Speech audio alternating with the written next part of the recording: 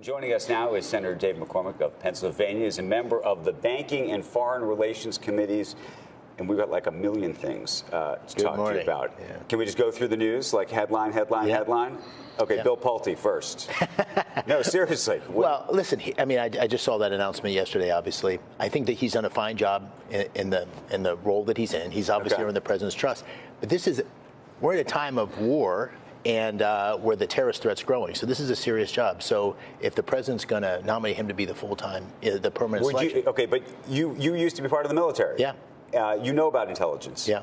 Is he the right guy for that role? Well, listen, he'll have to go through a confirmation process if he's nominated, and I think I'll have lots of questions. Others will have lots of questions. This is a time where we have to have. I've got a lot of confidence in the national security team, John Ratcliffe, Pete Hegseth, and the team that we have. But we'd have to. Do you have any fear with his name specifically about this idea of weapons? Political. We've talked about political weaponization on both sides now. I don't know if on both sides are in it by saying that. But in particular, do you look at him and some of the things around Lisa Cook and other things and have questions? Well, on political, I heard some of the other people. On political weaponization, I think we're stepping into a world where the Justice Department was used in a way that was targeted to Republicans, and that's created a huge issue. In the areas of national security, this is where all the risk is. So we have to be focus. This is an area where we have to come together, Republicans and Democrats, to keep America safe. In terms of leaks, in terms of other things, Senator Kramer told us earlier he thought he would have a very difficult time being.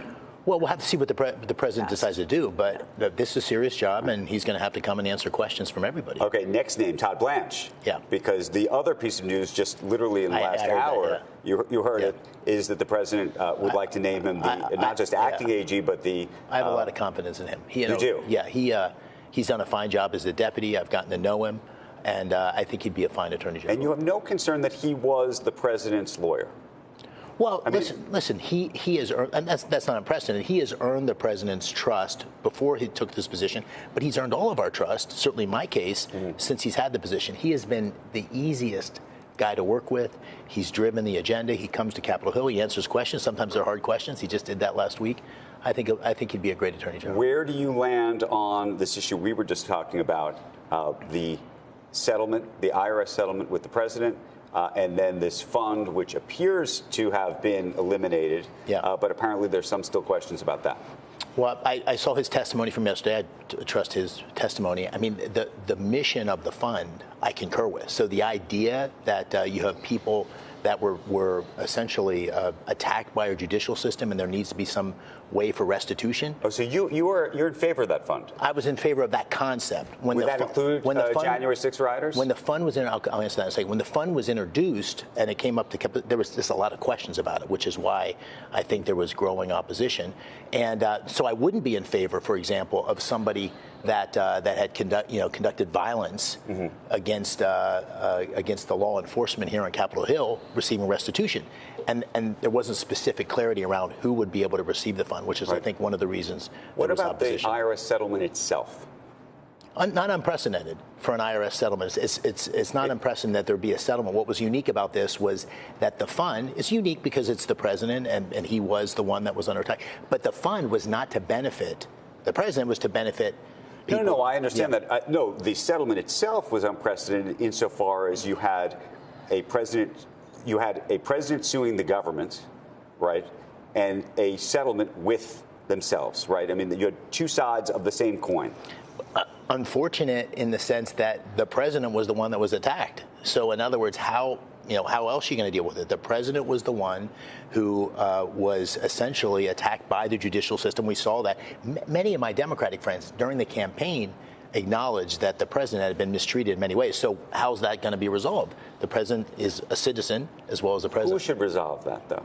Well, what are the alternatives? It's ultimately. Well, it's a very complicated issue because of the independence issue. You recognize that there's no independence in this context. Well, but you also recognize the benefits are not going to the president. So that's the interesting. Well, no. But there's the possibility that there is a benefit insofar as whatever you think a tax penalty could have been, had there been a penalty, and the protection of the family. Right. But the president specifically took himself out of any benefit. And in addition to the protection around the family, the terms of the IRS settlement are again not unprecedented. When there's a settlement, family members or members that have been prosecuted, it's often the case that retroactively, going back in time, they're not prosecuted or can't be held accountable for anything. But the distinction is that the person who works for the president is the one making the settlement.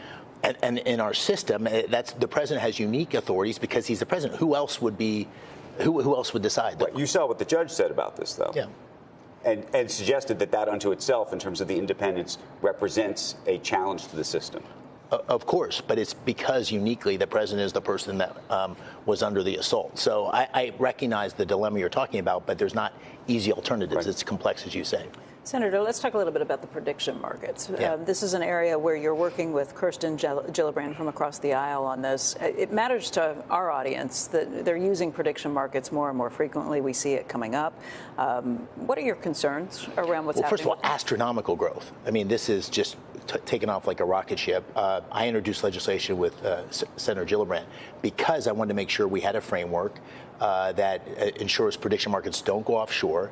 I think they offer real opportunity for the economy in terms of information, in terms of prediction, but that we need to have a regulatory framework. Because you think it's the Wild West? Yeah, it could be the Wild West. And it's like crypto in the sense that if we don't have regulation here, it'll move offshore and people will still take advantage of them. In terms of concerns, in prediction markets, I want to make sure that that concerns about public officials potentially having insight which they take advantage of. So our legislation restricts any members of Congress, any elected members, and also members of the administration above a certain level, Senate confirmed or elected, from participating in the prediction markets in any way. That's one of the... Because it's basically insider trading. You would have access to information. Yeah, and the line, of course, it's always the case that insider trading is not allowed, but the lines are much more challenging in the area of prediction markets. I think the CFTC should be the primary regulatory body and bring order and framework. Including on sports predictions? Well, sports predictions are complicated. Some sports events should probably not be on CFTC regulated exchanges. Some should be. That's in the courts right now. That's going to be an area that what do you think about that?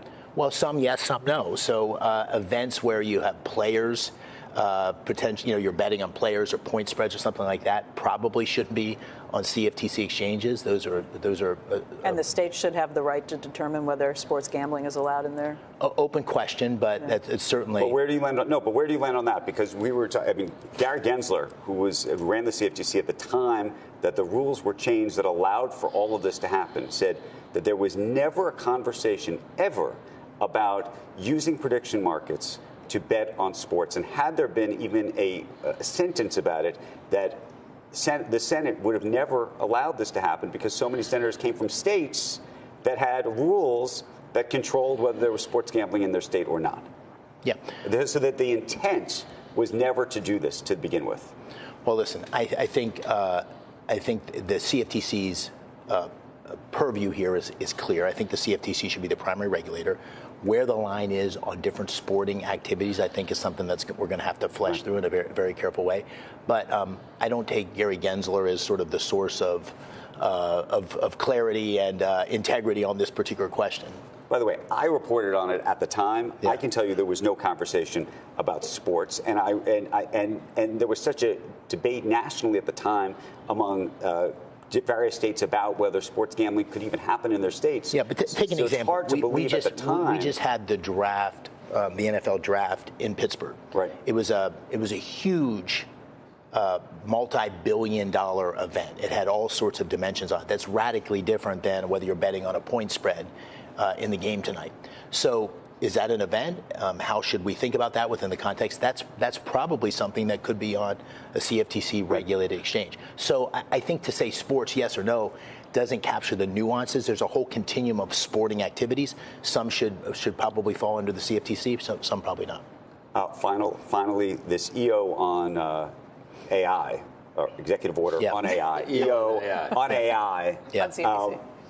How do you think it's going to work? How concerned are you about where AI is right now and where it's headed? Well, I think, people say, are you an AI optimist? Are you an AI pessimist? I mean, AI is the most transformational thing that's, I think, happened in our lifetimes, maybe in human history.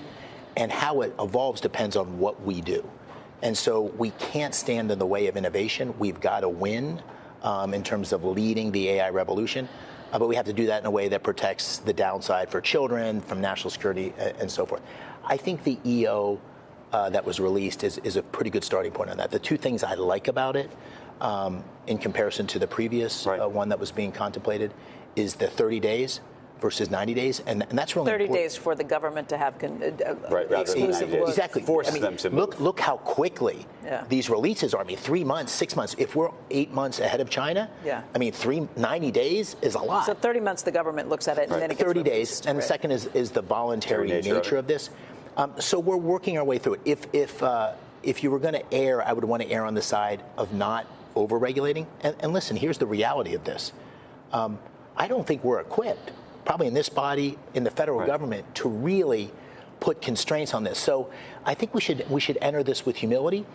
There is clearly risk and downside that we have to protect against, but there's enormous possibility for life sciences, for productivity. That's what I was going to ask. Are there employees in the government who can even look at this and understand what they're looking at? So there's some equipped, but you know, walking these halls is an example. I think we're pretty limited.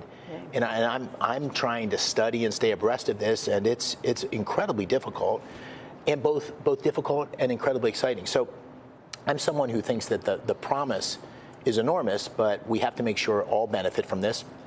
I have to make sure we mitigate. I was in Pennsylvania last week, and you know, there was not long ago. You guys all remember this. There was a bunch of smart people in Washington and in corporate world who were saying the next great thing for the people in rural Pennsylvania is globalization. This is going to be awesome. It's going to be great for you, right? They're skeptical. So we have to make sure that as this incredible progress and change happens, that it benefits everyone, and we very thoughtfully mitigate the risk. Senator McCormick, thank you for being here. Thanks. Appreciate it. Good to be with you. Nice to see you.